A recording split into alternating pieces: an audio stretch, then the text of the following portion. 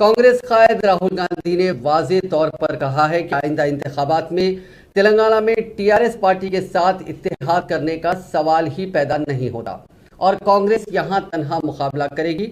भारत जोड़ो यात्रा के दौरान राहुल गांधी ने आज रंगारेड्डी जिले के तिम्मापुर के एक रिसोर्ट में मीडिया के नुमाइंदों के साथ गुफ्तगू करते हुए कहा कि टीआरएस के साथ कोई भी इंतखाबी मुफाहमत न करने का तेलंगाना पीसीसी के कायदीन ने फैसला किया है।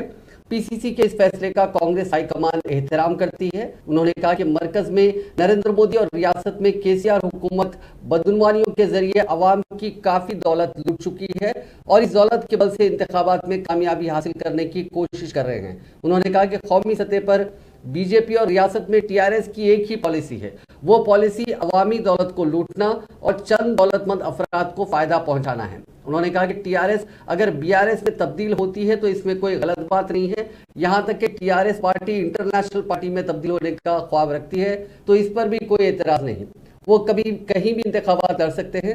उन्होंने कहा कि पार्लिमानी इंतखाबात में असल मुकाबला मुल्क को तकसीम करने वाली ताकतों और मुल्क को जोड़ने वाली ताकतों के दरमियान होगा। बीजेपी और आरएसएस की नफरत के खिलाफ उनकी भारत जोड़ो यात्रा पर बेहतर अवामी रद्द-ए-अमल हासिल हो रहा है, जिसके जरिए अवाम को मुत्तहिद करने की कोशिश की जा रही है।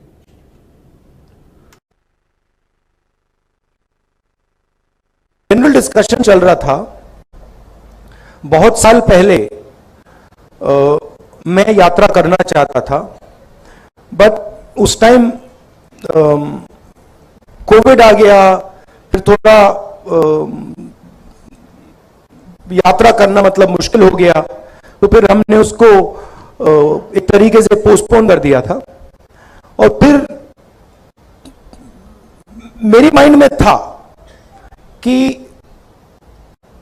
मैं पर्सनली हिंदुस्तान में पैदल चलना चाहता था और मेरे माइंड में था।